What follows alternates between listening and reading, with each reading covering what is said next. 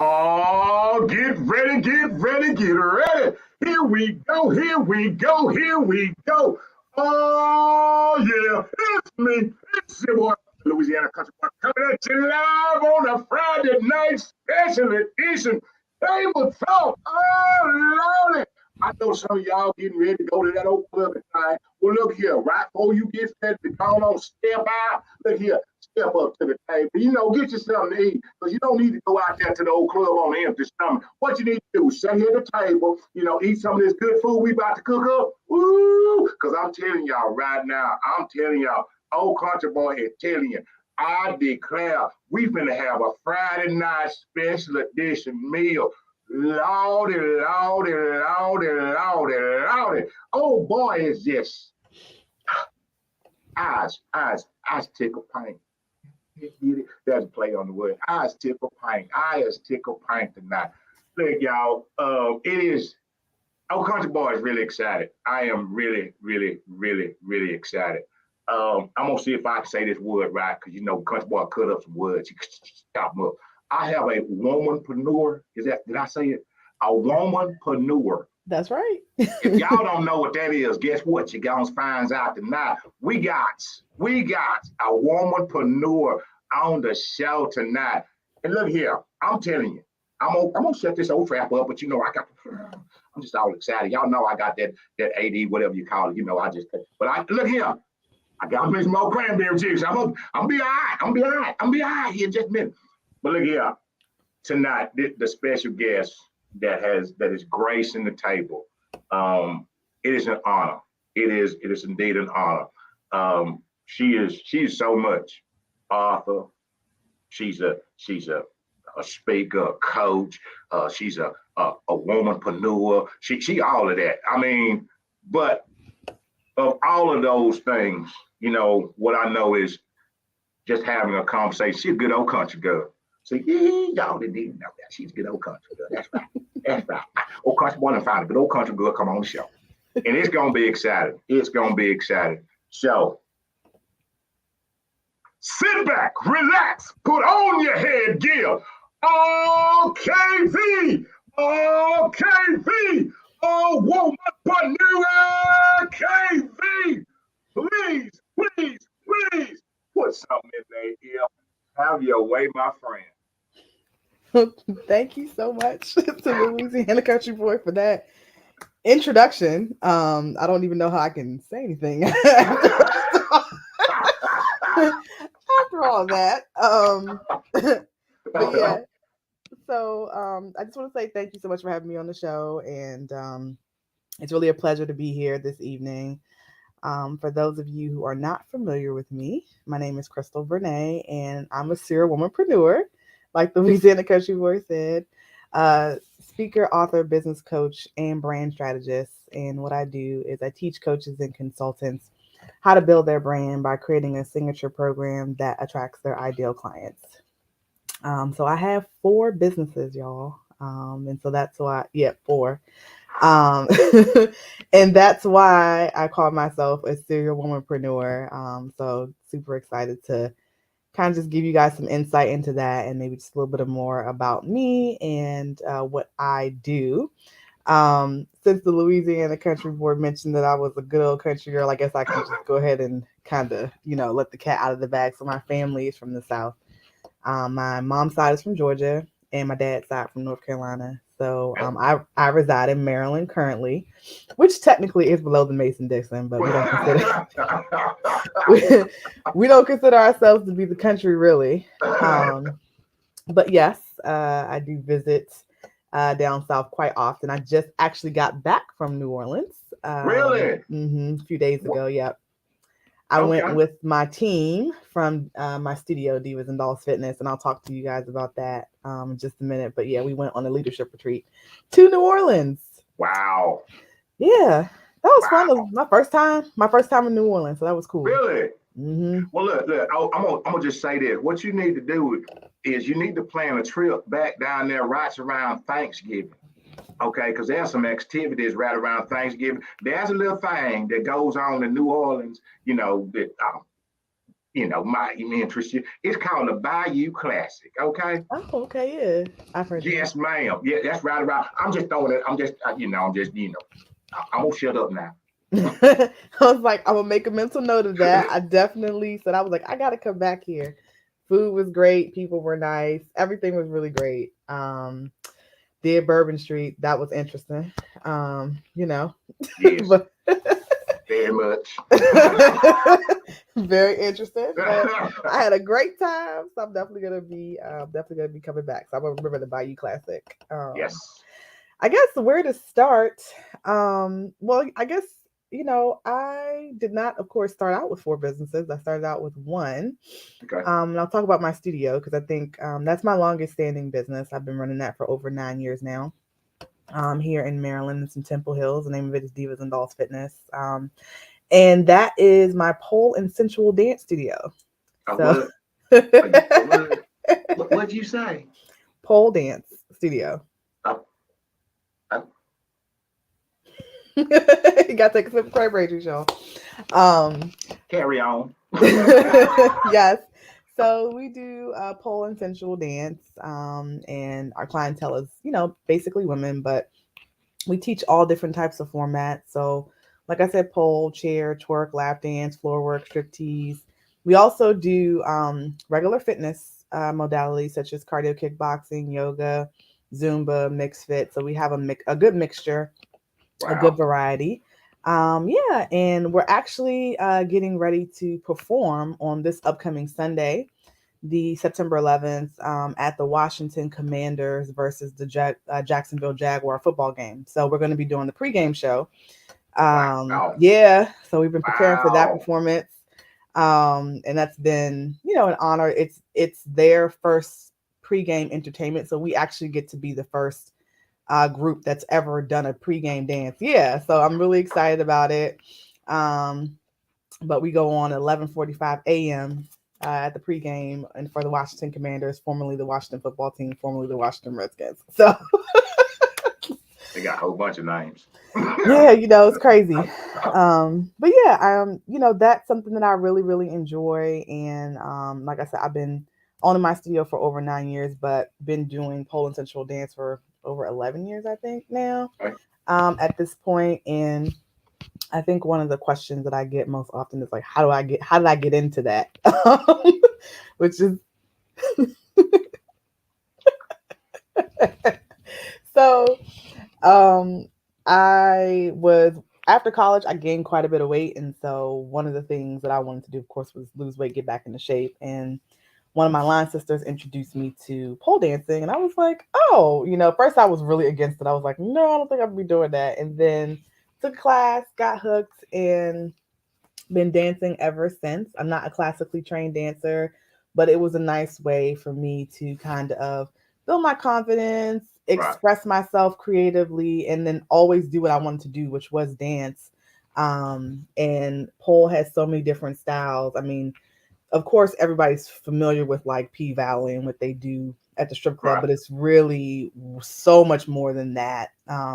You can do modern, you can do jazz, you can do African, you can do hip hop, you can do so much stuff with pole. It's crazy. You can incorporate all the dance styles that we love with pole. So that's really what I love about it. It's also a fun way to get fit, and I get to work with both women and men every single day and help them to build their confidence, become their best selves, Right. and let them leave all their problems that they're experiencing at home at the door and create a safe space for them to kind of step into themselves, so to Right. speak. So I really love doing it, and I couldn't imagine myself not doing that, I guess, in addition to all the other things that I do. But Wow. that's kind That, of where my entrepreneurship journey kind of took off, if you say. It's not even where it started. well, that's just thinking about that, and I don't ask no question, but we're just talking.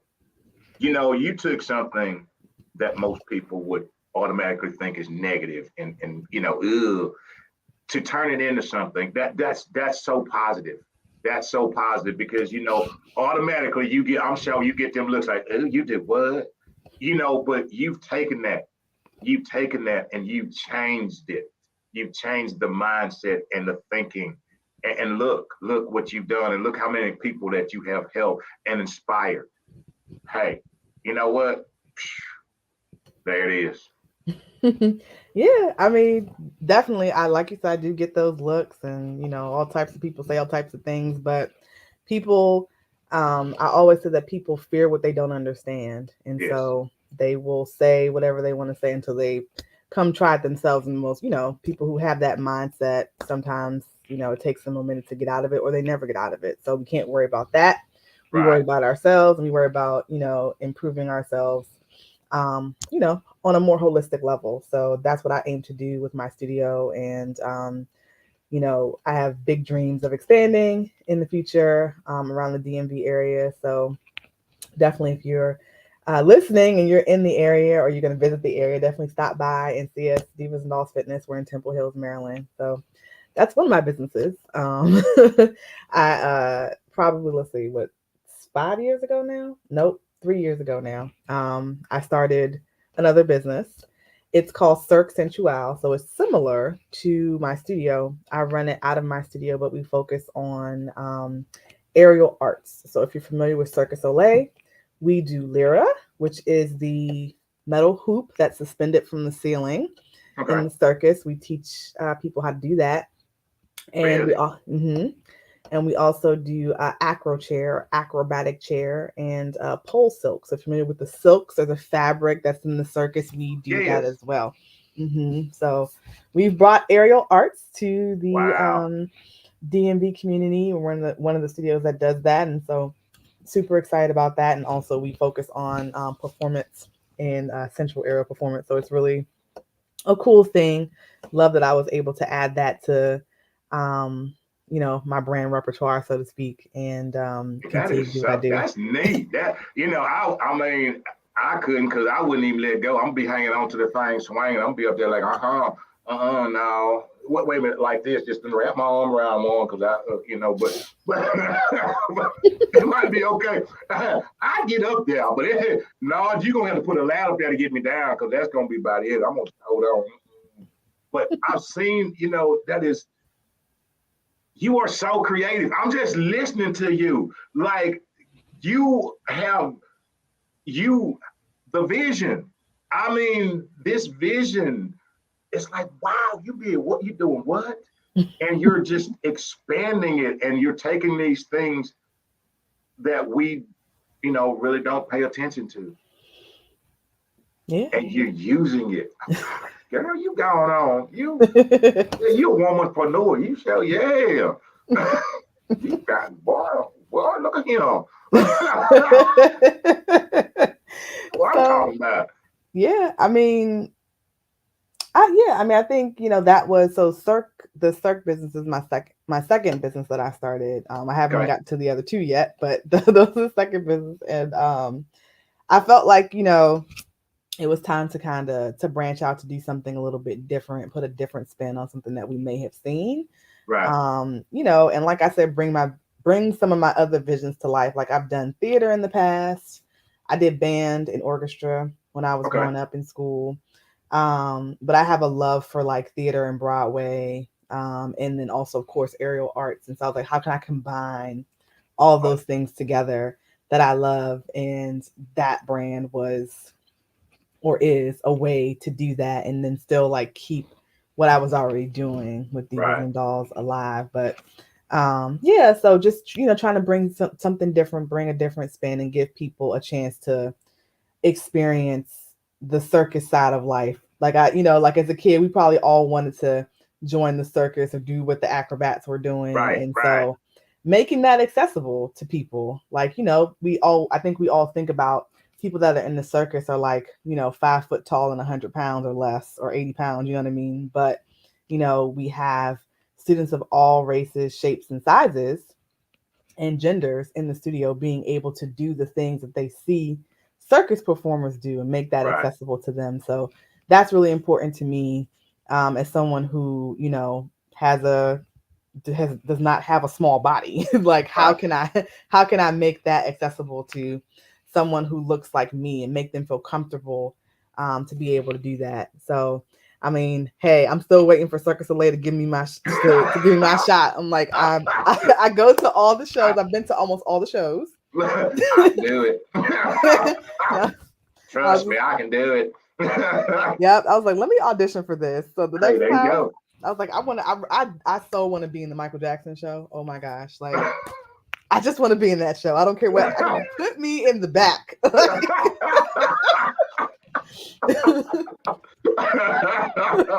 Hey, but you're doing it, and that is so wonderful because I've never heard of it, and you are going against this thing that well, this is how we work out. We just go to the gym and then we just get on the old treadmill, and this is how we do it. You are like, come on, people, come on, let's get the wheels turning.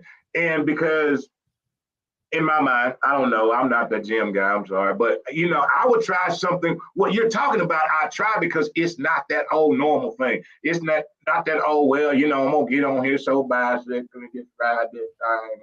I'm gonna pedal, I'm gonna get on this thing. It's something that's different. It's something that you feel like you are a part of it. You are, like, wait a minute, did you see me? I just grabbed a hold of that. Oh my. I just went that pole and did the spin around thing. The confidence that you're building, not only that, but then your customers, your clients are getting healthy. Mm-hmm. Wow, look at that. You forgot. All them gyms finna be closed. They coming to you. You done closed all. Ain't nobody going no regular gym no more. Who wants to go to a regular gym when you can go get on a pole? Who wants to go to an old regular gym and hop on a treadmill and lift them old ugly weights and look at them other folk walk around there like that when you can get on one of them rings and get the Shut them down. Right. Shut them down. Well, I don't even know the name of some of them gyms. Shut them down. 24-hour fitness. You out of here. You out of here. If you ain't got 24-hour fitness, I'm finna tell you right now. I'm sorry. KV, I'm sorry. I'm finna promote for you. 24-hour fitness, if you ain't got no pole and no rings up in your place, it's over. You ain't got the circus atmosphere, you're out. You're gone. You're gone. You're gone. You're gone. Y'all might well go on, shut down. Because KV got it. Wait a minute. What's the name of? Tell them again. Cause I'm sorry. Tell them again. Tell them the name of. Yes. So the circus, the central aerial dance brand is Cirque Sensual, and my pole studio is Divas and Dolls Fitness. Wait, and I'm gonna plug this. Diva and Dolls Fitness. They gonna be dancing. Wait a minute. Since y'all want to turn your noses up at this. Divas and Dolls dancing gonna be at the Washington game. That's right. Is it the Generals? That's right. They are performing. The Commanders. They are performing before the game. Nah. Now look at that. Okay. So, all right. I'm sorry. Oh man. Yeah. So it's not like, it's nice to see like my vision come to life and all the hard work that not just I put in, but like my team put in. I have a whole team of people, staff that are amazing and wonderful, and help me to make Divas and Dolls and make Cirque Central what it is. And so I'm forever grateful to them. I tell anybody, one of the greatest as an entrepreneur, one of the greatest things you can have or do is to mentor and coach other people, and to build a team. Your team really is going to be your most valuable asset in your business. I don't care what anybody says. Right. It really is your team, and having the ability to like download your genius into other people, making that something that you focus on doing as a CEO is really important if you want to see your business grow at any point. So, I'll tell anybody that as somebody who not only has a couple businesses, but also who has worked in the corporate sector. I used to be a government contractor, and I had a team of over 150 people. And so what what was most important to me was to make sure every single day that my people were taken care of.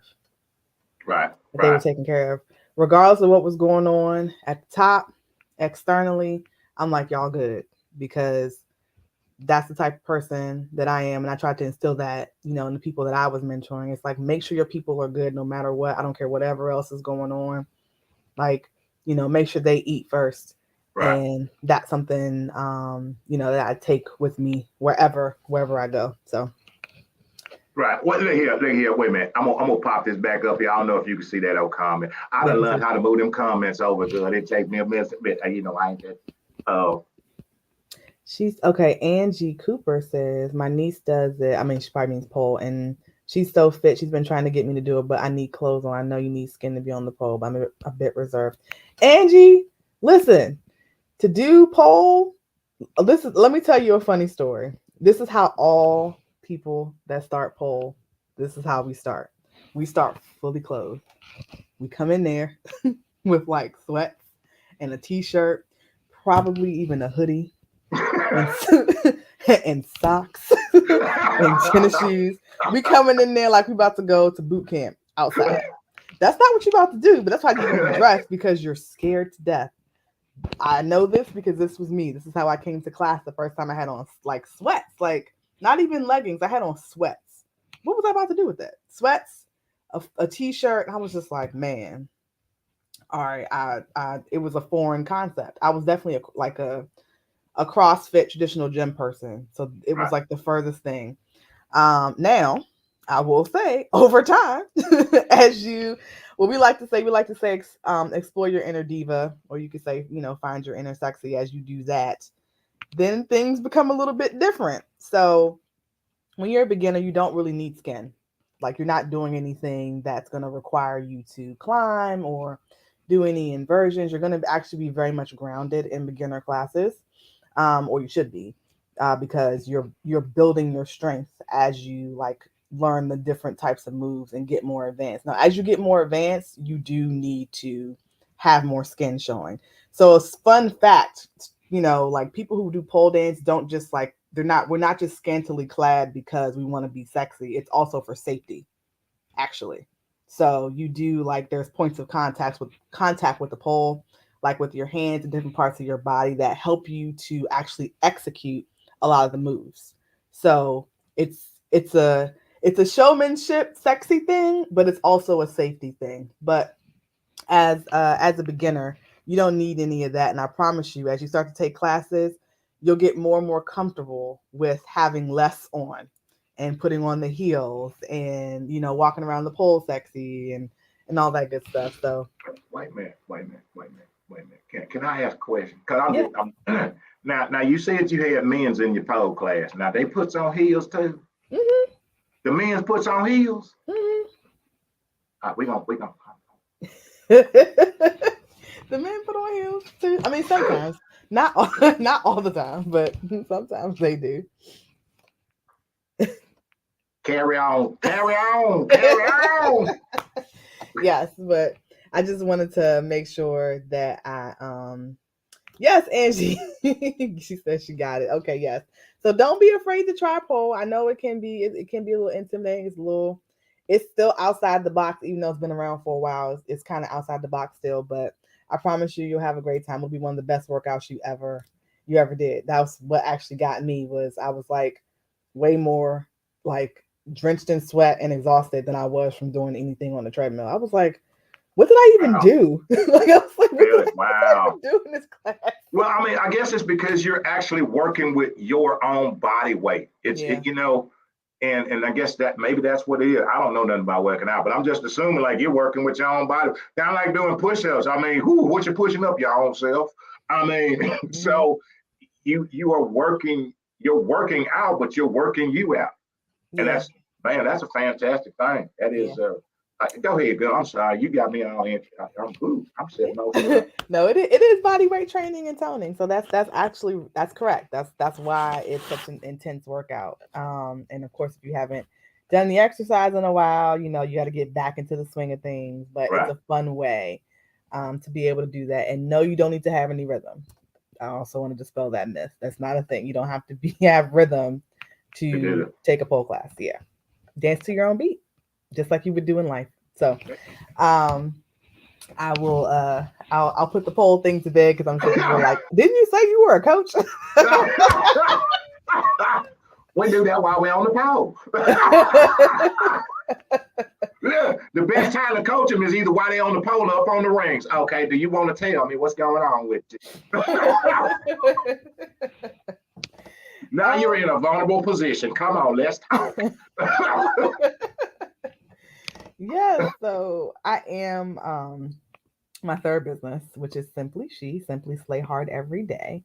That's my business coaching and brand strategy firm. And so I work with other coaches and consultants. So if you're a coach or a consultant, so what I mean by coach is like, a business coach or a life coach, consultant, meaning someone who typically works with corporate entities and you go into a business, small, medium, or large, and you work with them to improve some sort of a process or department. So either one of those, I work with both of those industries in helping them to build their brands, which I really love doing that. I feel like that actually incorporates a lot of the skill set that I've built over the years and experience that I've had in both worlds, in both entrepreneurship and then also in the corporate space. And I've kind of brought all that together. But very passionate about working with coaches and consultants, especially coaches, because when I became a coach first, I was kind of like, was really new to the online space, didn't really understand what was happening. A lot of the things that happen online, we don't do in brick and mortar. I mean, we do it, but it's different. A lot of things are different. Some things translate well, some things don't. And so kind of learning how to navigate that space. And I was having a difficult time finding my niche as a coach because if you couldn't tell, I have definitely a very wide variety in my background, multi-passionate, multi-talented, have done and do a lot of things. So I couldn't really decide what I wanted to be a coach on. And I decided to become a coach because of a life experience. I went through a divorce and, I was at that point, when I decided, I was very passionate about getting my story out there, which is part of the reason why I became a speaker and an author, which is my other business. We'll get to that, I guess. But I couldn't decide. So I kind of was like straddling the fence. I was calling myself a life and a business coach, and then I don't know, empowerment. I had so many different titles when it came to coaching. But I think one of the most important lessons that I learned was niching down. And then after having conversations with a couple of other coaches and having an experience myself with some coaches, I saw that there was a need for curriculum design, just overall like curriculum design with their programs, their branding, and clarifying their messaging. That was really something that stuck out to me because, going through a coach's program and being like, this doesn't make any sense. Like, this information should have been before this information. And also, this person actually doesn't have in-depth knowledge on what they're coaching on. I can tell. And I think that came from my experience in just other areas. And like, no, this isn't this isn't what you're advertising it to be. So from there, I just became really passionate about helping coaches be very clear about what it is that they're coaching on, what's actually in their program, and how they can actually help their clients get from point A to point B. Be very specific, be very clear. And of course, you want to charge the value of your program, but to me, you're only able to do that when you're actually able to get results. So, just really helping them figure out what that is and how to navigate the online space, how to market, how to distinguish themselves within their niche. Something that I'm really passionate about. So that's what I do as a business coach. And I think that's how we connected. I was talking on another platform and you were listening. I was talking about something. I can't remember what the subject even was. But me and my coaching good. I did that. Whew, Lord, my clients say, look here, son, we don't, you just, You too much for us. They, because I just get straight to it and look, where you at and where you want to go. Okay, that's what, and they were like, can you hold my hand? No, I ain't holding your hand. Now look at him. No, sir. Well, sir, we don't think. Well, that's fine then. Cause look here, cause I ain't got time to be. So, and I understand what you're saying. It is, that's very crucial, to have it and know what you are going to do. What it is? What are you coaching? Are you coaching this? You can't be all over the place and they can't. Well, then they be confused. They just be confused as you are. Like, oh Lord, I don't know. Then they done been there for 6 months and they still in the same place they were when they started, or they 12 paces back. Like, oh Lord, and yeah. So I put that thing over yonder. So you put it to bed. Okay, well. It's over there. I mean, it's still up and running now. If y'all want to coach, okay. Well, I'm not a coach. Okay, I call it transformationist. I'm working on. Okay, transformationist. Okay. Listen, that's what you're saying. That's all a part of choosing your niche as a coach. I mean, it really is, and like really figuring out what I call operating in your zone of genius. Like you have to do that as a coach. Otherwise, you're not really going to be able to lead people through any type of transformation. So I tell people from the start, before they tell me what type of coach they are, we have a conversation and we do what I call a zone of genius mapping exercise. We like take a look at what their skill set is, right? So like your zone of genius has 4 elements. The first is you need to be an actual expert in it. So like you need to have training, you need to have knowledge, expertise, experience. All this matters like when you're trying to coach someone on something. And the second thing is that you must be passionate about it. So it can't be something that you're just good at. Like you have to be really good at it and passionate about it. I think people miss that a lot of times. That's where you see people having burnout in their business because they chose something that they were good at rather than something that they were good at and they actually loved it, like would do it for free, really passionate about it. The example I always give for people is project management. Like I'm very good at it. I've won awards for it. I did it for the government, like for over a decade. That's not a part of my coaching program. Right. Like I'm good at it. Am I passionate about it? No. Could I teach it? I could teach it, but I dare not build a business around it because I know that there will be a point where I'll be like, I don't want to do this anymore. Like, and so I don't want to have that. And so I think that's something that people miss. The other thing is when it comes to your zone of genius, your target market must need what you have. Like it's like you can solve a problem that the world needs to be solved. Or your target market, they need it. Not just that you heard someone once say that they or ask about this thing. And the fourth thing is that the solution to that problem that you're solving must be able to be monetized and people will pay for it. So they need it, they want it, and they're going to pay for it. It must have those 4 elements to be considered zone of genius. Otherwise, it's something else. Zone of excellence, zone of competence, zone of incompetence. It could be one of those other ones.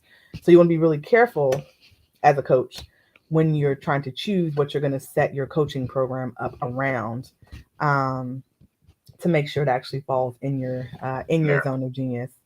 And when you're niching down, so there's top 10 coaching niches, right, that we know today. Coaching is getting a lot more popular. It's a $1 billion industry. And I tell people, like, before when coaching first started, there were no niches. There was only life coaching. So like Tony Robbins, some of those other gurus that you might know and recognize their name, Shalane Johnson. People have been around for like a long time. It was just life coaching. There was no niche. All problems had to do with life, which is really what's happening today. We've got some marketers and some other business people who've gotten into the mix, and now they're like, ooh, I can make money if I say I'm this, or they wanted another way to differentiate themselves. And just the way that the online space has been moving, your messaging has to be super clear. Like I tell people, life coaching is not a dirty word. You don't calling yourself a life coach is not a bad thing. However, you need to be able to distinguish yourself from every other life coach that's out there. Right. Saying you're a life coach is not marketing. Right. That's just the title. So getting people to understand, if someone's looking for a problem around their business, are they going to search life coach? Right. No, they're going to probably be searching for business or business coach, right? So being very clear about what that is, and just background on the top 10 coaching niches. No particular order, y'all, but transformation, health and wellness, business, relationship, mindset, spiritual, career, executive and leadership, family parenting, and financial. Those are the top 10 coaching niches. I actually track over 150 coaching niches today. Wow. And I keep adding to my list. Yep, just because there's, people like there's a coach for everything, pretty much. But when I work with clients, I want them to be able to name themselves appropriately so that when people are searching, they can be found. That's the thing. I think people, I want to be different. I don't want to call myself a coach. I don't want to do this. I want to do that. Well, listen, people, that you want people to be able to find you, right? Otherwise, your marketing is in vain. People can't find you. You're not going to have any clients. So making sure that they have chosen the right niche and chosen the right terminology for what it is that they're doing, so that when people are searching certain terms, their business is going to, come to the forefront. So that's super duper important. And just working with my clients on that and making sure that they know and understand that. But just to give people an idea of what this could look like for them, and maybe they've even seen some of these things and haven't even really realized it. So I work with my clients on their niche, but also their sub niche. So sub niche within a niche, gets even more specific, because people are typically searching not necessarily sometimes by the profession, like doctor, dentist. Those are things that we might search for. But when you're searching for someone to say help you launch a product, who do you search for? Because a lot of different people do different things. And so, how do you then call out your expertise? Because I help people launch products as a business coach. But if you call yourself a launch coach or a launch specialist or a launch consultant, then that word launch is a key word and people are looking for that. So just, being very specific about their area of expertise. So like if you're a transformation coach, you could sub niche by abundance, NLP or neuro linguistic programming, high performance. All of Tony Robinson's coaches, I believe, are high performance coaches. He deals in transformation. And when I say transformation, I mean true change work, meaning you can actually change the way someone thinks, like change their mindset, change the way they live their life, right? It's not just having a conversation and setting goals and walking away. You literally reprogram them. Yes. And then health and wellness could be fitness, nutrition, gut health, immune disorders. There's so many different ones. These are just examples. Business could be operations, sales and marketing, systems automation. Relationships could be matchmaking, sex and intimacy, marriage and divorce, mindset, could be goal setting, accountability, confidence, self-love.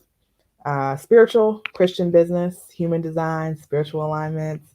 Career, if you're a career coach, so salary negotiation.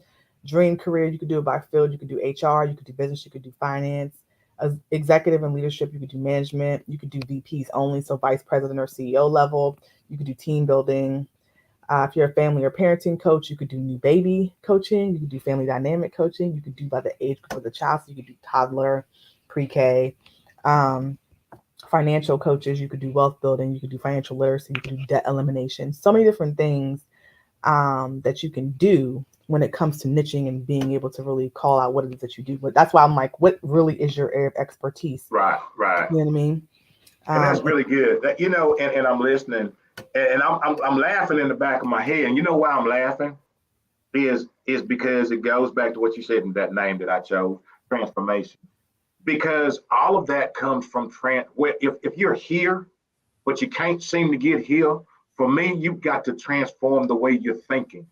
You got to, if you don't change that, you can sit here all day. If you don't, I'm sorry, because here's why I use transform.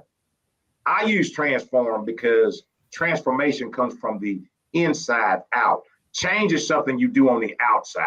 I can change this today, but tomorrow, just because it didn't work here, I'm going to change back because it's what I'm used to. It's what I'm accustomed to. And we're so quick. I could be wrong because I ain't a professional. We're so quick that if something ain't working, we go back to what we're used to. But if we transform, that thing that we used to doesn't exist anymore.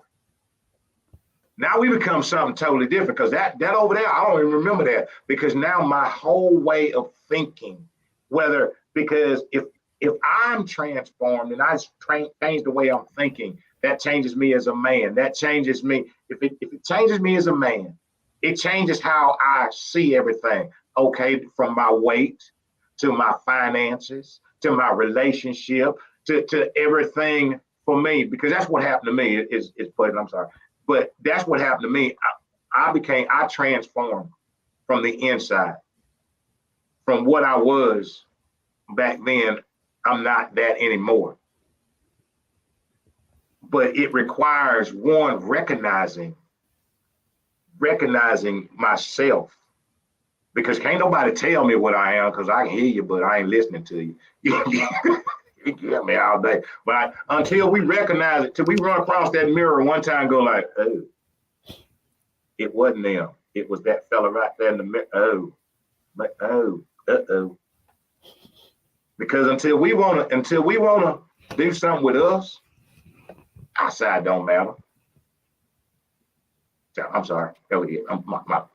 Yeah, no, I completely agree. I think, with anybody, this is to all of my coaches who do transformation work or you do, well, I would say transformation work specifically, because this is one of the things that, I think not just transformation coaches, but just in general, if people don't want to change, nothing's going to change. No amount of coaching or program or prayer or whatever is going to make that person change. Okay. Like the person has to want it for themselves. They have to want it for themselves. So if you are a transformation coach and you're working with somebody and your client does not actually want the change, nothing is going to happen for them. It doesn't matter. You can use all the tools that all the tools in your arsenal, and that person will never ever move past that point. The same thing, I don't necessarily want to get spiritual in here, but the same thing with prayer. You can't pray away someone's unwillingness to see the light, right? Or step into the light. God will give you all the tools that you need to succeed, but if you don't want to take what he's giving you, you're not going to be able to move towards the light. It's just that simple. And then you're gonna blame on everybody else. That's right. Well, didn't nobody move me toward the light. Why you tell me it was a light over there? That is okay. Yeah. Hey, that's hammer to the nail. That is hammer to the nail right there. That's the hammer to the nail, and that's factual. We can't, and I think that I might veer off here. So just pop me back in. I think that a lot of frustration comes from all around with people because a lot of people want people to do something that they want them to do. And you become frustrated with folks, whether it's family, whether it's friends, whether it's co-workers. You become frustrated with folks because you want them to do what you want them to do.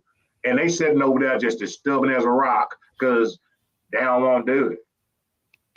It doesn't matter how much potential you see in a person. What you just said, doesn't matter how much value you see in a person. If they don't see it within themselves, man, you just spitting in the wind. Mm-hmm. That's real, y'all. That's real. And I don't know how else to say it, but you can't help nobody that don't want to be helped. I mean, that's it. That's all. So if you ever find yourself in that situation, which as I know as a coach or a consultant, it's really a really difficult situation to be in, but you got to make a decision at that point because you don't want to drain yourself trying to help somebody that doesn't want to be helped. So just remember that. If nothing else in this conversation, that could be that's a life lesson. Ooh, Lord. That's a life lesson. Sitting around trying to pour some drink in a cup that's got a top over it. You steady pouring in the top on it. You're like, oh Lord, why ain't nothing getting in that glass? Because they done close, they done shut down. But that is, those are learning things. Those are learning things that we all learn in life. I'm sorry, go on, girl. You was talking about your stuff. I'm shutting up. Go on, it's your show. I don't even have no business on Friday. I'm glad I got somebody here. Business on Friday. Hey, the 4-day work week is a real thing, y'all. So we like to talk all night. Don't go nowhere, KB. Stay with the talk. No, but I mean, that's pretty much. I mean, besides that piece of it, which I think is underestimated for folks who are starting out coaching, is just getting that really solidified. And I know people say like, just jump out there and do something. You'll be real frustrated if you jump out there and do something and realize that you're marketing. Just making sure you have your messaging, on point, and from there, just learning how to really develop a strategy around marketing on different platforms like Facebook, Instagram, Twitter, LinkedIn, TikTok, Clubhouse. Like learning how to actually get clients from those platforms and also off of social media as well, because I have that experience as well in having other businesses and actually knowing how to do things off of social media. So just helping my clients be able to utilize all avenues and really identify the ones that are going to work best for them, their business, their niche. So that's in a nutshell what I do with Simply She. I also have a podcast. You got a podcast too? I do. Yes, I have a podcast. It's the Simply She podcast. You mean So I'm actually recording now to basically re-release it. But yes, I do have a podcast, and that's actually how Simply She started. Just started with the podcast.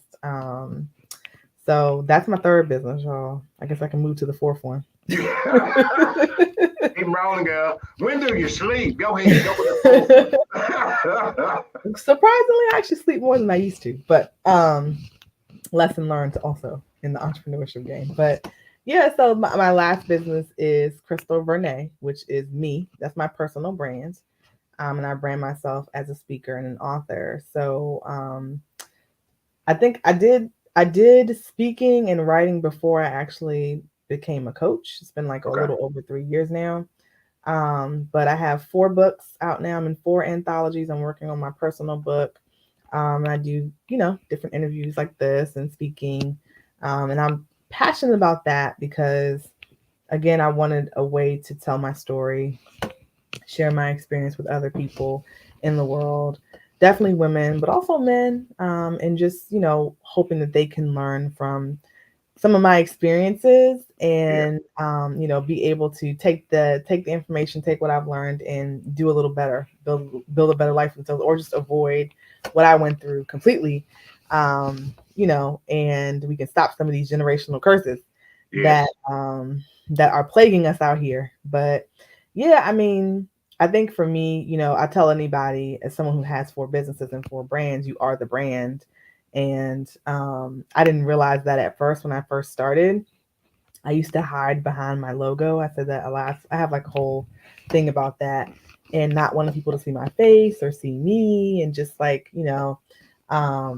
realizing that once I actually stepped into the light, not even the spotlight, so to speak, but just showed my face, talked to people, and spoke about what was important to me and why the business was important, I saw definitely a tremendous shift in how I was able to move and build things in the growth in my business. And people connect with people, and they want to see real people and real person and be authentic. Like the way that I show up here is the way that I show up everywhere.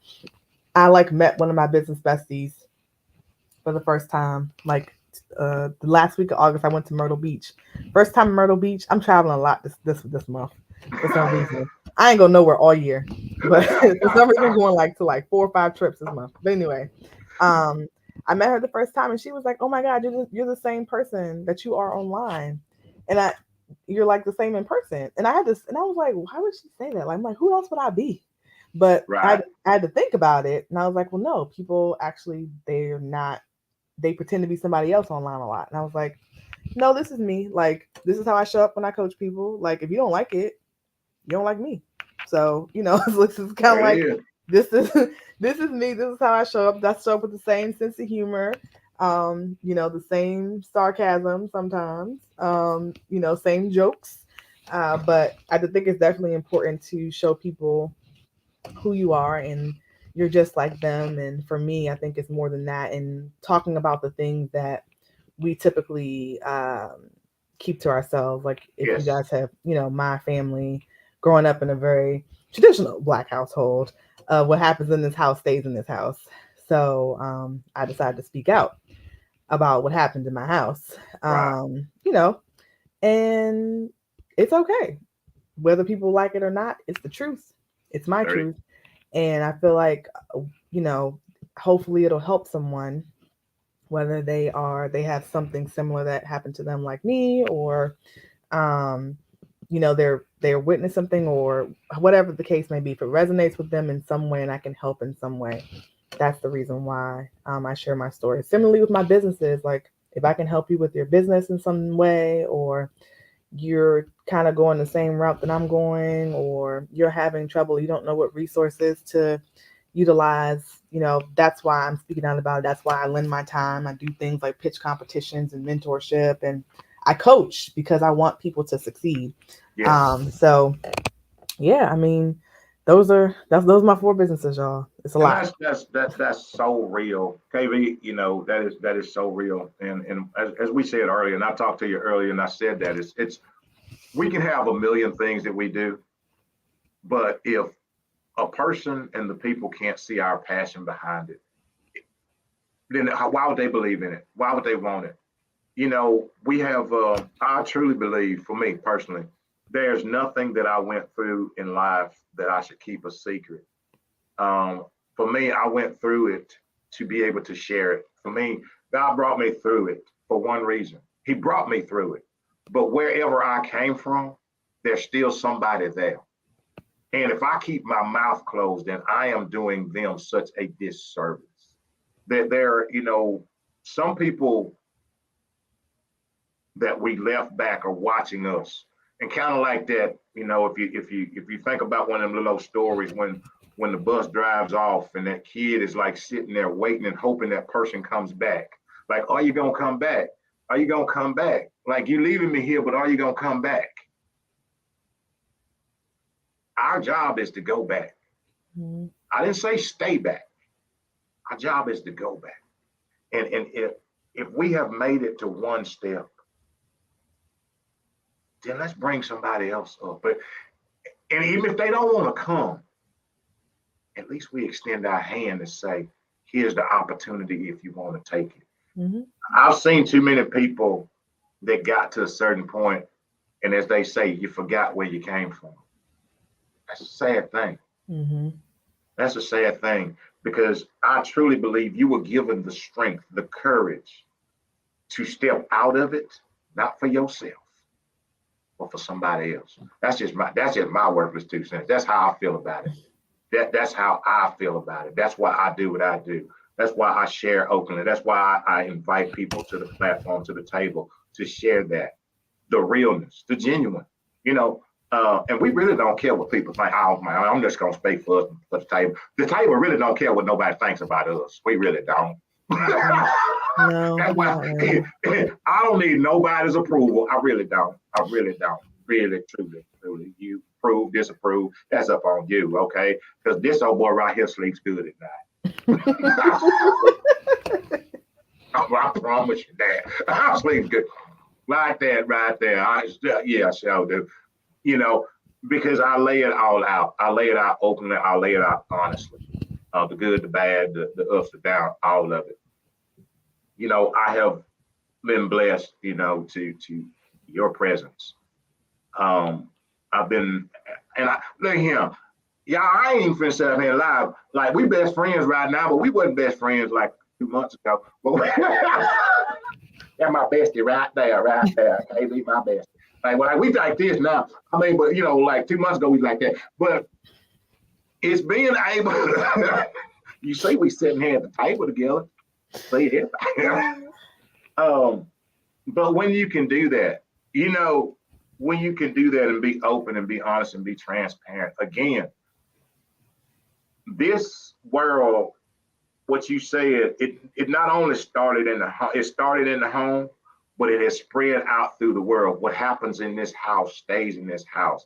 Then that happened, it went from what happens in this house. Now what happens in your life, just don't say nothing. And everything has become this hush hush. And people, I said it because I did a show yesterday, I think it was the day before, I can't remember. I didn't even know that this month was Suicide Awareness Month. What has happened is people have shut their mouth, okay? They sitting out here, they running around, they smiling and they giggling out there, but they dying on the inside because somebody has told them what happens in here stays in here. Don't you say a word. And what is happening is it has started to eat at people from the inside. And people are dying and decaying on the inside. That's right. And that's sad. That is truly sad. So for you to come and say, I'm gonna shut up, I'm gonna go, I told you I don't be having nobody. Oh no, but I think that's really why a big part of what I do, like why I do what I do. I do believe that my life's purpose is to teach and to help people. And I've managed to be able to do that in all facets of my life. And it took me a while to get here and to kind of realize, we talk about, like you said, you've gone through stuff, God brought you through stuff so that you can bring somebody else through it. I believe that as well. And I'm like, that's my purpose in life. That's my life's purpose, is to teach and to help. Teach, help, and empower. Yes. That's what I'm supposed to do. So in everything that I touch, that is what I intend to do. And I'll continue to do that. And so whenever you see, if I start another business, it might be 5 businesses. I don't know, by this time next year, who knows? But like, say, this train gonna keep on rolling. If I get the spirit, who knows? I might be like, you know what? Yes, this is it. I'm gonna do something else. He's like, you ain't got nothing to do. Look, I don't know. I definitely was thinking about something else too, but I ain't gonna even let that cat out the bag. I get approached with business opportunities all the time, y'all. So sometimes I have to say no. I'm like, look, I can't take that on right now, but come back to me. Oh Lord, come back to me. But yeah, I mean, I strive to do that in whatever I do, and that's kind of we talk about like core values and how we live our life. That's the litmus test for me. Like, is this in line with my core values? And if it isn't, I have to say no to it. It doesn't matter how good the opportunity might be. I tell anybody, like in entrepreneurship and business or in life, like, everything that glitters isn't gold. So make sure that whenever you are bringing somebody into your life, taking a new job, starting a new business, like, what is the reason behind it? Why are you doing it? Is that in alignment with who you are and what you're meant to do? And if it's not, you got to release it. Release what no longer serves you. That's what I had to do in my life. I had to learn that lesson. That I was carrying a lot of things, a lot of people that were no longer serving me, and I thought I had to do that. That's what I was told, right? I mean, what happens in this house stays in this house. This is how you're supposed to look. This is how you're supposed to dress. You as a woman need to do this. You need to have children by this age and do this and don't do all these things and don't have a business. But that's not how you should be living your life. Who are you as a person? Are you living your life for you, or are you living it for somebody else? Amen. And that's one of the biggest life lessons I had to learn. I was living my life for a long time for other people and not for me. And once I started living life for myself, my life completely changed. It completely transformed. That's when I started the other 3 businesses, y'all. Like, I stopped living my life for other people and I started living for myself. And I've had a lot of great opportunities come into my life, blessings, abundance. And, even though it may be a hard lesson to learn, because it was, that process and getting over to the other side, and I'm still learning, I'm still growing, I'm still elevating, still continuing to elevate my circle and those things. I feel like the best is yet to come. And so I tell people, like, don't look back. You're not going that way. Right, right, right. That is so true. You know, honestly, and I hear what you're saying. Been there, walk that walk, walk that walk. You know, sometimes we have convinced ourselves that holding on to something that is no longer serving us purpose is still good because we're supposed to. And that's the hardest thing, you know, to none of us really, and I don't know, really want to see our core group or our group that's around us, you know, and think like, oh man, these were whatever it may be, my high school, my college vows, my family, whatever. Man, I don't want to leave them behind. So I'm gonna forego where I'm supposed to be going to stay here. But what I'm doing is I'm staying here to make them comfortable while I'm making myself uncomfortable. That's right. And boy, at the end, when that thing, you know, have you ever woke up with a crook in your neck and that thing, because you was wrong. The pillow, ain't nothing wrong with the pillow. It's just fine. But you sitting over there like this because you was in the wrong position. Yeah. And when we get enough crooks in our neck, we get enough crooks in our neck eventually be like, I don't like this. See, what I came to understand was when it got to the point where it became too painful because I was in an uncomfortable position. And I was in an uncomfortable position that I chose to be in. That was the real pain. Is recognizing that, guess what? It was me that made the choice. Mm-hmm. I made that choice. If I made the choice to be uncomfortable, guess what I can make the choice to do? To step away from that uncomfortable, to be comfortable. That's right. And I think that a lot of times is we've been conditioned to think that we don't want to be ostracized, or we don't want nobody to look at us different, or we don't want nobody to think something about us. It's what the old country boy learned. Guess what? Folk gonna talk about you regardless. Folks that like you, gonna like you. The folks that don't like you, ain't gonna like you. And guess what? Ain't nothing you or I could do about either one. That's it. That's it right there. Yeah. People gonna talk anyway. What you gonna do? Yes. Yes, Lord. You know, and I discovered that, you know what, KB? You know the saddest death? The saddest death is that of a person who lived their life without discovering their purpose. Yeah. That's pretty sad. Mm-hmm. That's pretty sad right there. It's sad and disappointing that we live this thing thinking that we just exist. We're just here. No, we're not.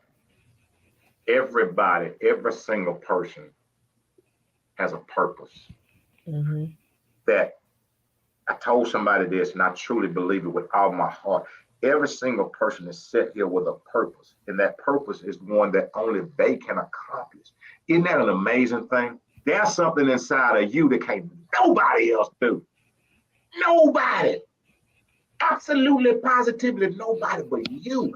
And if each and every one of us were to look at that, you know how that, man, look here, what is you slumped over for? Because you sat here, can't nobody else. There's something that's in you that ain't nobody else do. Man, that should make you put the most shoulders up. I don't know what it is, but I'm sure finna walk out here and try to discover it. I don't know what it is, but I'm gonna find it. If more of us, in my opinion, in my thoughts, started to think that way, started to understand, but it's the truth. Mm-hmm. That is the truth. Yeah. That's a purpose. Every one of us got a purpose, and can't nobody take it from them. That's right. I don't care what they do. I don't care what 24-hour fitness do.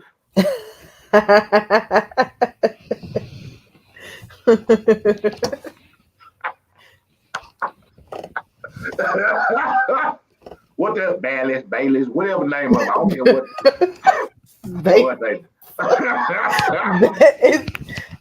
Valleys, but Oh Bailey's well. might be one too. Who knows? I don't care what they do, because uh, yes, that is so true. That is so true. Uh,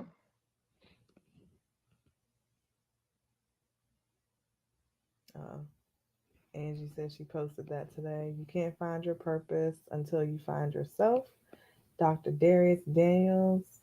Nothing deep, nothing profound, nothing prophetic. I know that's what we often look for, but this is just simple truth. In other words, if you don't know who you are, you won't find purpose. Amen. Yes. Yeah. And look, and we ain't what other folks say we are. That's right. Now, well, okay, except for you, the one that put Bailey's in 24-hour fitness. You are. You that one. You that one. You done shut them down. Now, when they call you talking about, hey, we need to buy your that look, they don't they gonna call, they're gonna be ringing up, man, can you come over here and tell us we need, we gonna give you 99% of the company, because let's say that'd be nice. Oh my goodness. And I know I've gone on and on. I was supposed to shut up over here and drink my cranberry juice, but I couldn't hold my face. I want you to, you shared, well, you know what I am, and I told you I don't ask no questions. I am going to ask this because we just sitting here at the table. Girl, tell me. And I know you wrote what about your first book. What is it? Can you give me a little bit on it? Just a little. I mean, you ain't got. We're going to make them go buy the book too. All of them. Y'all go buy her books and go to her swinging thing.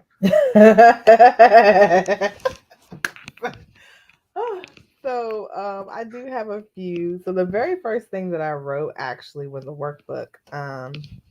And the workbook is my Slay Hard Everyday workbook, and it's basically teaching women how to slay hard every day. 7 principles to help you do that. Exercises, and like essentially what it is or what it does is it takes people through the process that I kind of went through mentally. I like extrapolated that from my head and put it out into a written work to help people kind of go through that process. Like the first thing, and it's Angie's quote is very appropriate, because the first thing that people have to do in the workbook is find their boss identity, or the best observation of their subconscious self. The best observation of their subconscious self, or the boss, right? Because you're the boss of your life. Hire, fire, and promote accordingly. Yes. And so that really, what that has to do with is really knowing who you are as a person and being able to define yourself, your core values on your own terms, and not as anybody else would or has in the past. And that's like the foundation of everything that I believe in, because like I said, for so long, I let other people dictate who I was, what I should do, and where I should be going, and how my life should be lived, and made me feel guilty for wanting to do anything other than what they thought that I should be doing. And this is family, y'all. So it's one of the hardest. Good, stop it now. No, family ain't like that. They don't do that. Listen, no, I don't know to tell you, but it was family. So but that, and then it goes into basically like some self-care activities, and how to make boss decisions. Basically how like I go through my decision-making process, how to prioritize different things that we have going on in our life, and being able to decide what you're going to tackle, how you're going to tackle. A lot of people have what I like to call analysis paralysis. There's so many things going on in their life that they can't it's hard for them to determine what to do and where to go. And so just giving them a way to be able to strategically make those decisions. I am a brand strategist, so strategy is like one of my strong suits. I put that in the workbook. So that's the Stay Hard Everyday workbook, but I will talk about my very first anthology, Becoming an Unstoppable Woman. And I have a chapter in that book. It's out. You can buy it on Amazon. You can also buy it on my website. But for me, my chapter is called She Wasn't Afraid of the Fire. She Was the Fire. That's the name of my chapter. And the reason why I named it that is because even now still, but as a child and all through life, I felt like I was thrown in the fire and people wanted me to burn. But instead of burning, I stepped out unscathed. And no matter what people threw at me, I was able to overcome it and excel. And so I felt that that's one of the reasons why I was put on this earth, was to go through that and to be able to tell other people about it and just, share my story. But basically just talks about like growing up as a little girl with a narcissistic mom and then having a narcissistic husband and figuring out how to navigate that and just do what it is that I have been called to do. And for those people who are still in that situation or have experienced that and thought that they were alone, me sharing my story hopefully would help someone through that and just kind of hopefully act as a sense of encouragement for folks to continue to pursue their dreams, even if you've been told that you can't, you won't, you shouldn't. I'm here to tell you that you can, you should, and you will. Amen. Amen. Wow. Wow. That not hanging on there, but that had to be tough growing up like that. That had to be a just a man. I can't even put it into words how that must have made you as a child growing up, and then later on, as you said, then marrying it. Almost that thing that we were talking about, just keeping those generational curses going. You didn't become it, but I married it. In that, wow. Yeah. So just basically telling my story about that and, just talking about a lot of things. My personal book will go into detail about it because I think there's some details that people need to know, signs that I ignored, signs that I missed, things as a little girl. I mean, growing up, no one knows the term narcissist. Like, what, I just thought that there was I just knew something was not right with my mother. That's what I knew. Like, it was like, just something's just not right. And I always used to ask myself, why is she treating me this way? Or am I, just having me be constantly questioning myself or wanting to commit suicide at some points. Like, I went through a lot as a kid, being really scared. So not to say that I had like a terrible childhood, like I grew up poor, that's not it, but mental and emotional abuse is real. And so I wanted to highlight that for folks who may, for people who are going through it, people who may not even know that they're doing it to others. You may not be aware of some of the things that you're doing, especially to your children, because that's the way that you were raised. And so you're emulating that with your children, and it's detrimental. So that's why I felt it's important to speak out about it. Because I mean, my mom's still living. I still have to have some sort of relationship with her, although it's not a typical mother-daughter relationship. But also just talking about that and how it is now, and just even as an adult, it doesn't stop. Right.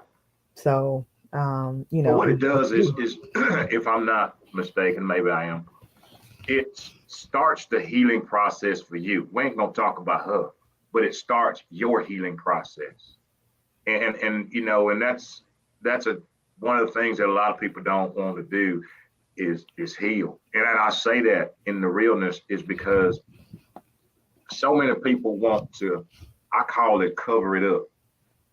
They want to cover up. And I was talking to a lady today, and this is what we said. A lot of people want to cover up a snake bite with a Band-Aid.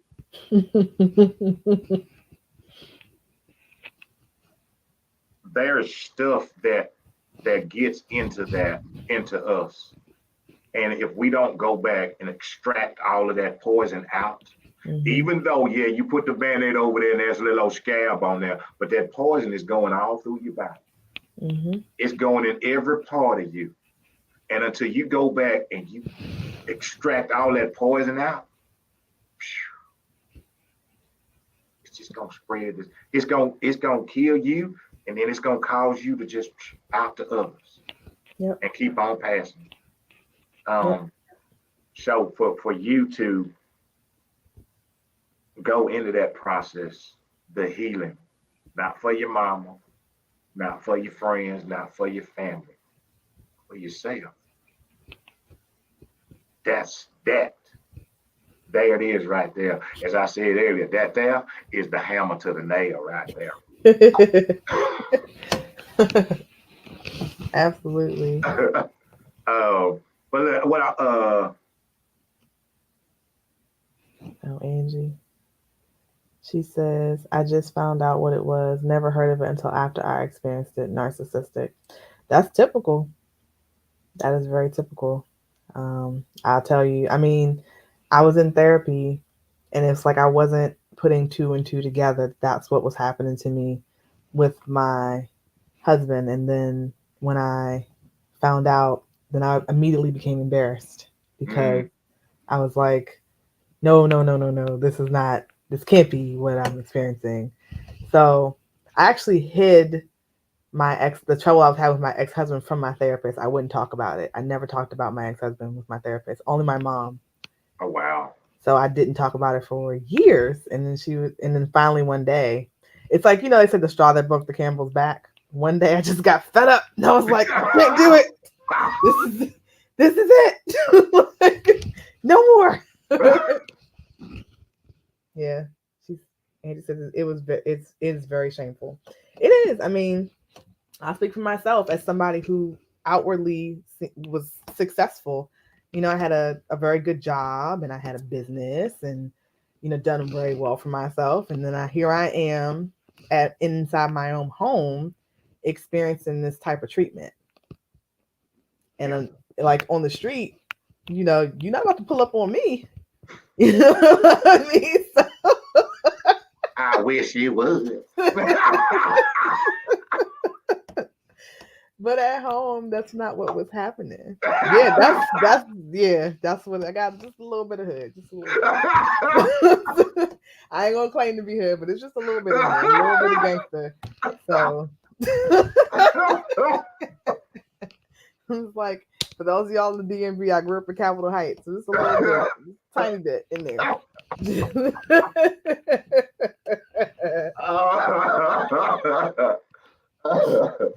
Wow. Yeah, that's yeah. You got me. You got me.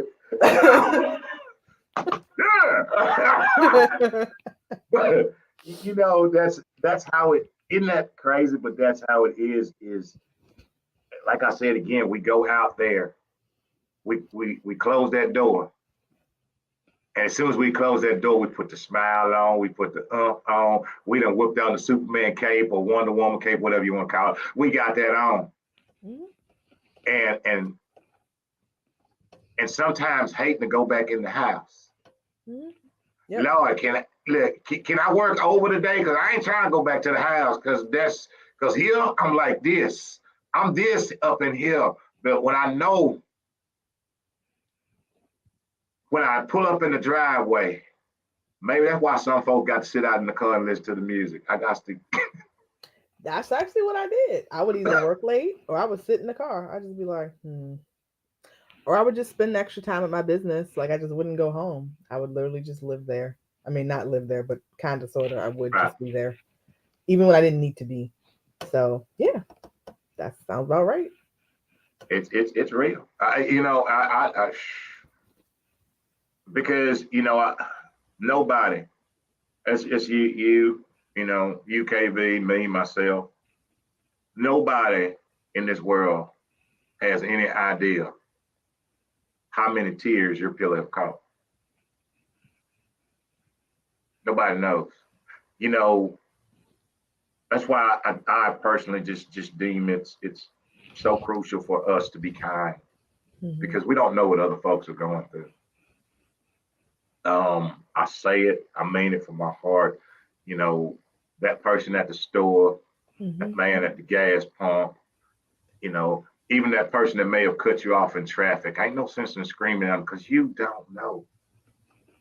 We don't know. We're so because just because for me today everything is wonderful and the roses are blossoming. Tomorrow the storm could come through.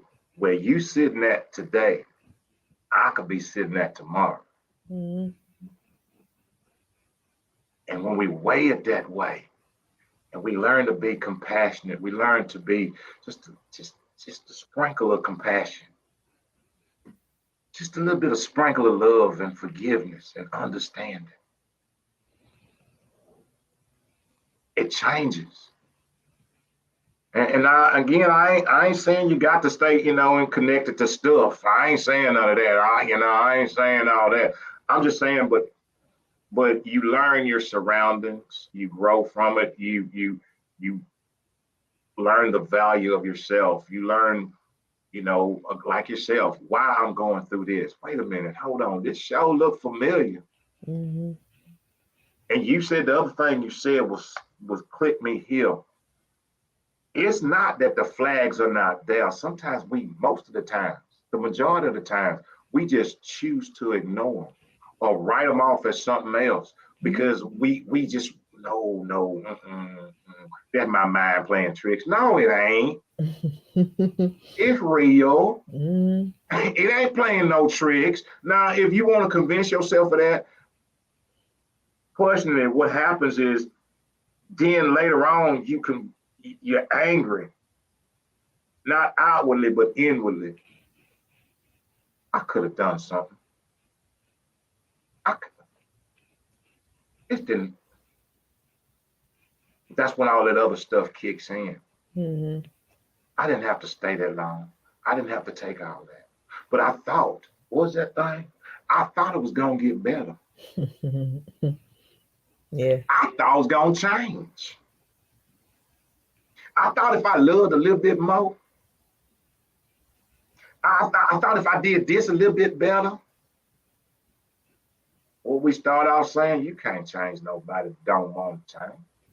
That's right. Nobody. Not a single person.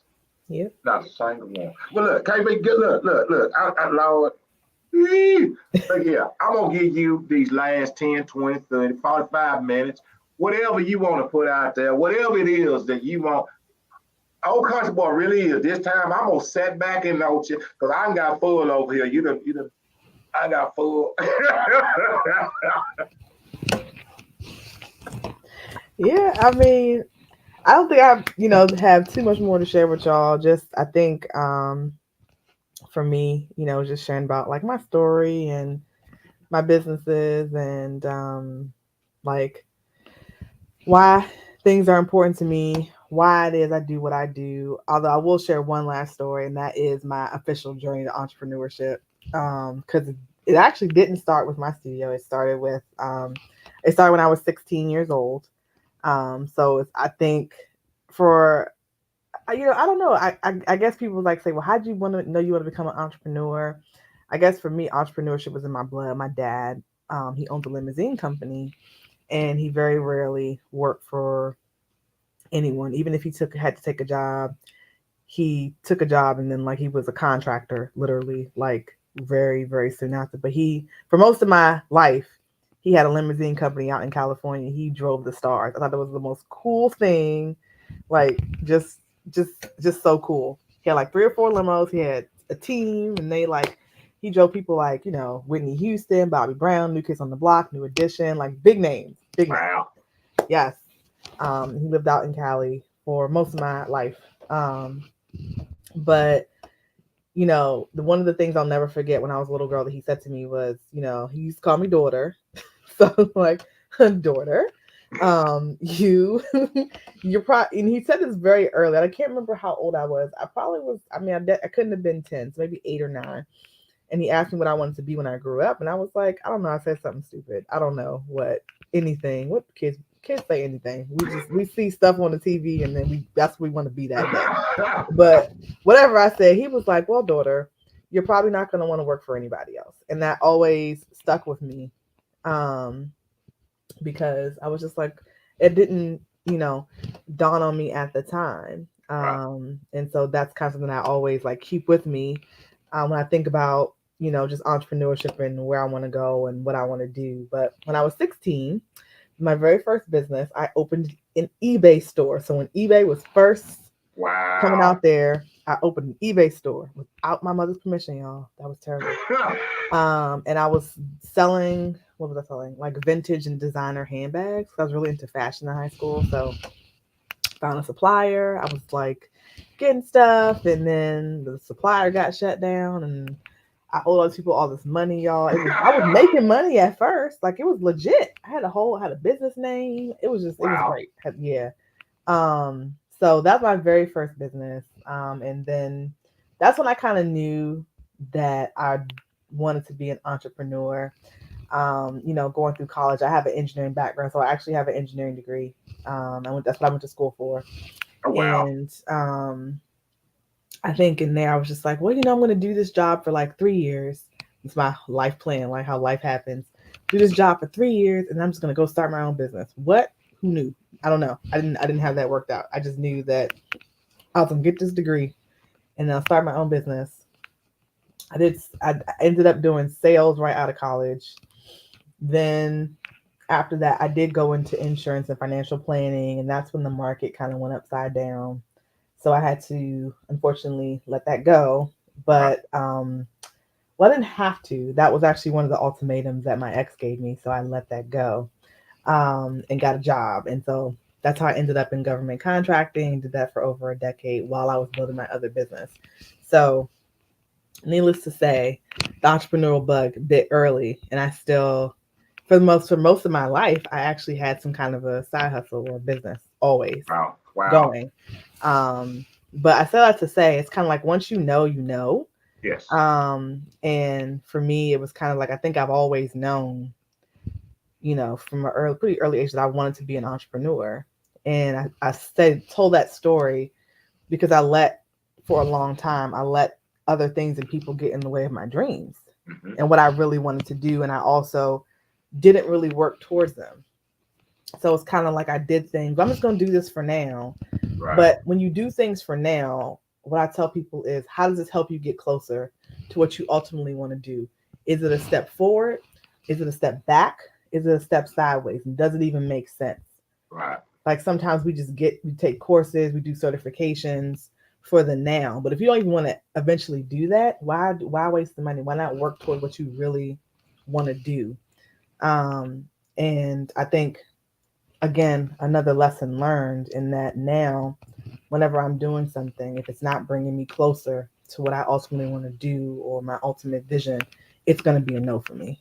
Right. So, and just, stand firmly in that. And I know we talked about it earlier a little bit, but,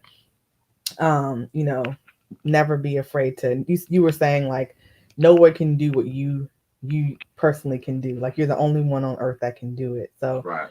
I think that's profound, and that stuck with me and resonate with me what you said, because I was like, well, I always tell people to stand in their own power. So stand in your power and always work towards your goals, your dreams, and your visions. Don't put what you want or what you feel is your ultimate purpose on hold for someone else. It's like, don't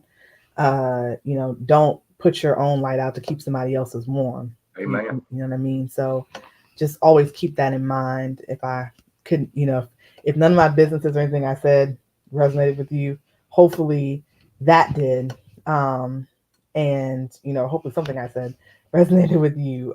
But yeah, those would be what I would want to share. Like, I guess is parting words and some of the things that I learned later, but I hold on to now in life. That is so profound. KB, I greatly appreciate you taking that time on Friday. Spend some time with old country boy on a Friday. I told you, everybody else they getting ready to go to the club. Now they go to the club full stomach. See, y'all go to the club and try to become womanpreneurs, or and look, don't just go to the club tonight. Go to the club with a purpose. Go and look around. See how the club is working. Maybe you could be a club owner. Go with a purpose. Don't just go there. Don't just take your wallet up there and just go spend. Watch some things. Because guess what? Maybe that's your niche. I don't know, but I'm saying walk in purpose, on purpose, in everything. Amen. If you're going to the gas station, and when you pump that little gas, they have a little thing come up on the screen and be telling you stuff. Watch it, listen to it. Because guess what? Maybe you got some idea that's better than that, and that could be you up on that screen next time. I'm just saying. Okay, boy, that might sound crazy today, but tomorrow you're going to be like, boop, light bulb.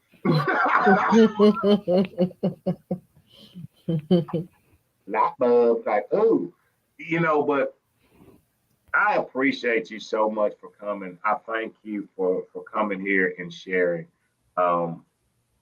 I really do. It has been such an honor. It has been a privilege. I don't know what more I can say. You are an incredible woman.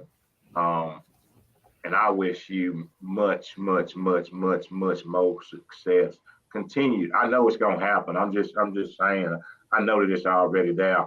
Because that was that 24-hour fitness. They just said they just closed 120 stores. I was just reading on the news over here. No, it wasn't them. Just stolen 120 locations. I don't know what happened. I don't know. Yeah. I want y'all to please, y'all go follow, y'all go support this young lady. If y'all need some them dancing, the pole dancing thing or the swinger thing, she do them. You only have the location where now? I'm in Temple Hills, Maryland. She's in Temple Hills, Maryland today. Now, next week, okay, when she gets to expanding out, taking over, them used to be 24-hour fitnesses. That's going to be hers. Them used to be Bailey's. Them all hers, okay? Yeah, them all hers. And she's offering something that is spectacular. She's every one of her 20 businesses is successful. Every one of the 20, and she's thinking about 22 more. So her brain is always, wait a minute. With one thing before I let you go. Wait a minute, hold on. What hand you say? Both classes took over, shut 24-hour fitness down. So you're right. 24-hour fitness shut down. Everybody gonna be, hey. You know what? Then the world gonna be healthy and but anyway, see, you get me off. See, Angie, you're wrong for that because I was going to go. So no, this is where I was going to go. Look here, KV. When do you sleep? I mean, because when do you? Like, wait a minute, because you don't sleep like them folks do. You look like this. No, I do sleep. Rotate. That's funny. I promise you, I do sleep. I get way more sleep than I used to. I do. Like, I promise y'all. Look, I'm getting old, so I go to bed by 12 now. I can't stay up till like 2 a.m. like I used to. 2, 3 in the morning. That's you know what I saw in my mind, right? You remember the movie Friday when she was sleeping like this? Yeah. Hang on, I'm get up.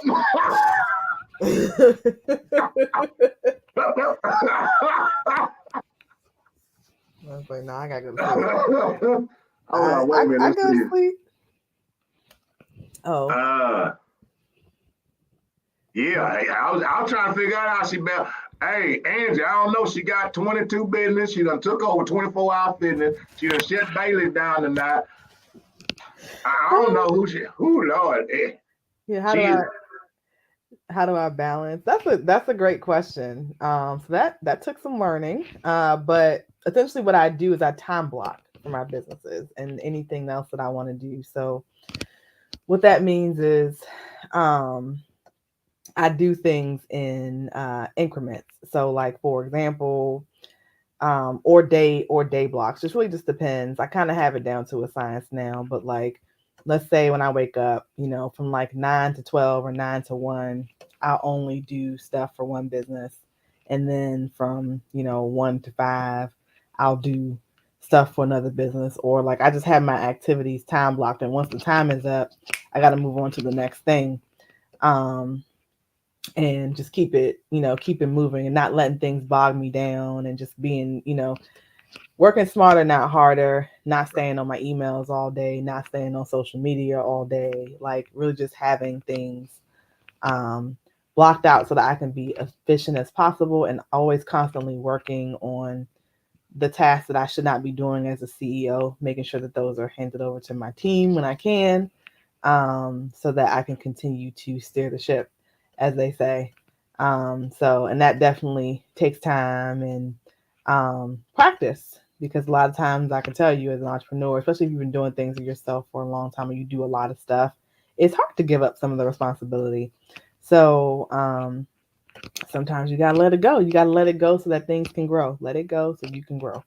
And that's essentially what I do. And as my teams expand in my other businesses, I'll be doing that as well. And but time blocking works well, even for if I want to rest or go out. It's like, this is my dedicated time to do that. I'm not going to let anything get in the way of it. Hey, that's great. And that is, you have to self-care, Mm-hmm. self-care.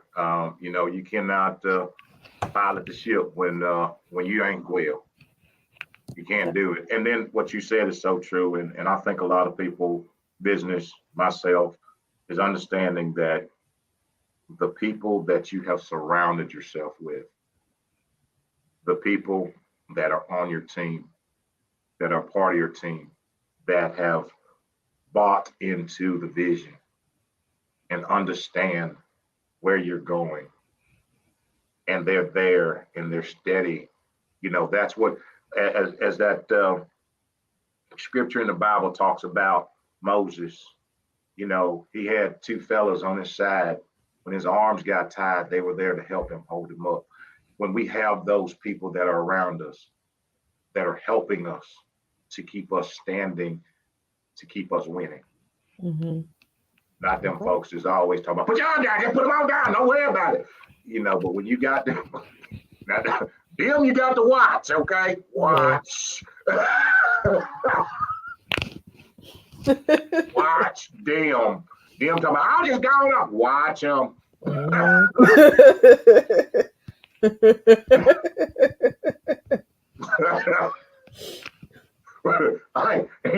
I ain't never seen a ship sink from the inside. It's them people drilling them out. Watch them, okay, watch them. But what you have established and what you've created,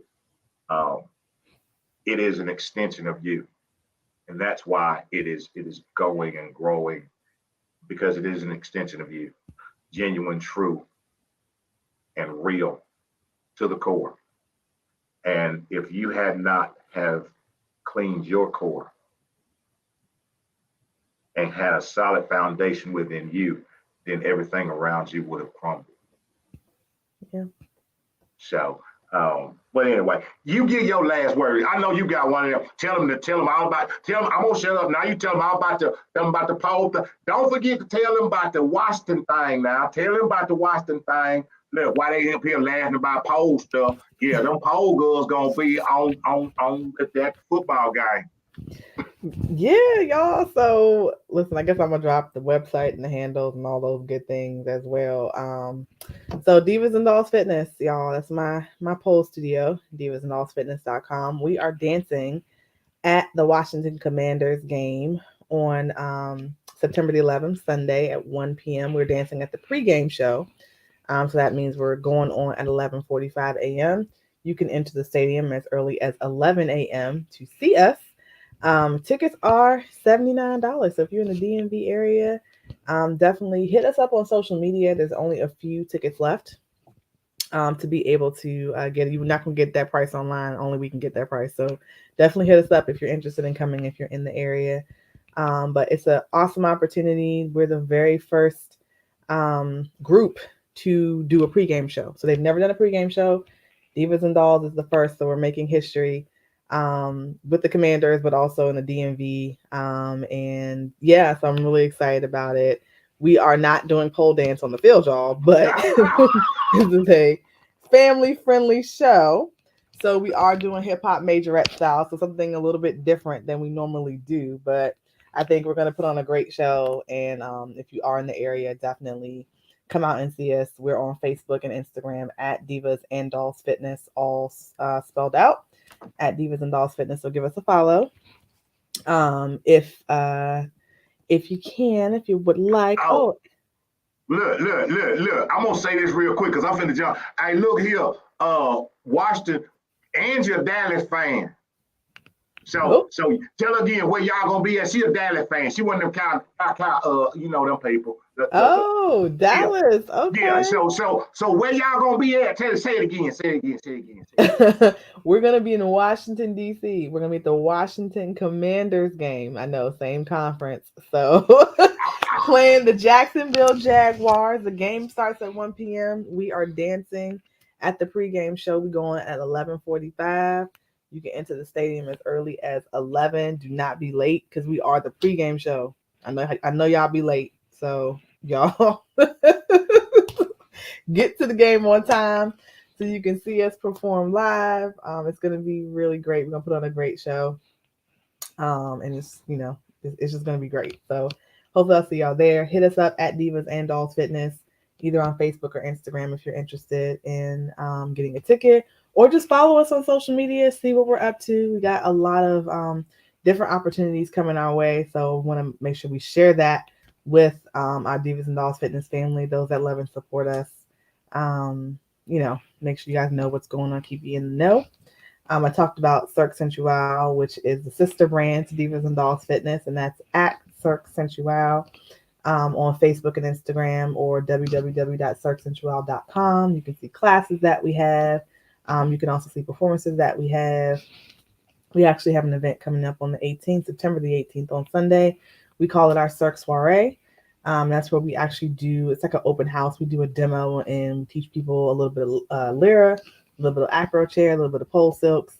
So you kind of see what we're all about. So that's coming up in a week from Sunday. And then Simply She, that's my business coaching and brand strategy business. So if you are a coach or consultant and you're interested in learning more about how you can work closer with me to be able to build your coaching brand, build a profitable business, attract your ideal clients, you can check out my website, www.isimplyShe.com. I'm on Facebook at isimplyShe, or on Instagram at I_simply_she. So you can find me there. And then if you're looking for somebody to speak, so you want me to speak at your next event, summit, conference, on your podcast, then you can hit me up at Krystal Vernee on all handles: Facebook, Instagram, Twitter, Clubhouse, wherever. Wisdom at Krystal Vernee.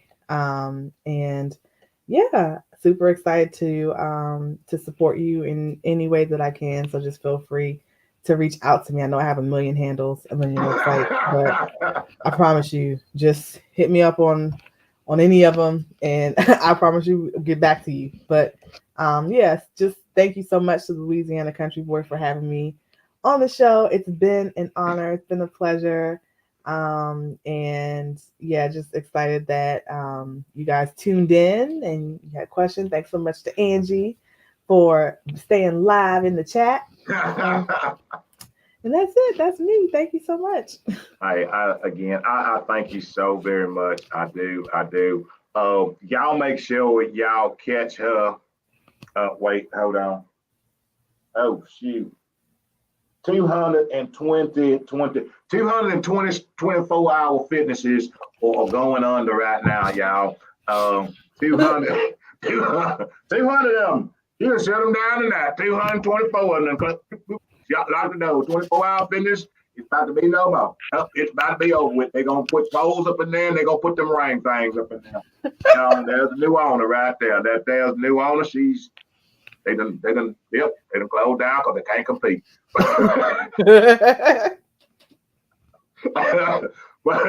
Well, you know what? I thank you so very much. I thank you for coming. It has been an honor. It has been a privilege, as I said before. Y'all go follow her, support her. She's doing wonderful things. She's a wonderful person, genuine. Y'all know that's how we do it here. And you know what? That's what comes at the table. I thank you for coming and sharing and feeding us all. And before I get out of here, after I done said my thank yous to you, I'm gonna say this to y'all. I appreciate each and every one of you that tuned in. I thank you. You didn't have to. You could have went anywhere else. You could have been on your way to the club, but I told you it was gonna be something good here, and it was. Each and every time, what we bring here to the table is just genuine. It's open. It's honest. It's transparent. Old country boy, just the old country boy. I'm gonna just bring it like I bring it. I ain't got time to do nothing else. Or drink my juice. I ain't got time for nothing else. Because I know what God has blessed here is to be able to help somebody else. This is an open place. This is open. It's transparent. It's to pour out so we can pour into others.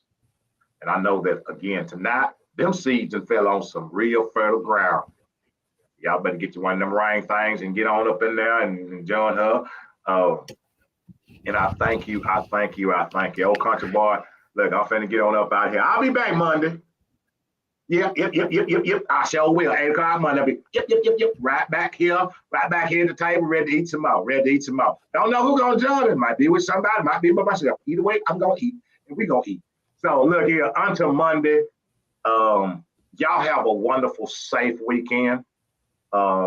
Blessings and prayers to each and every one of you. And like the old country boys say, I love each and every one of you unconditionally.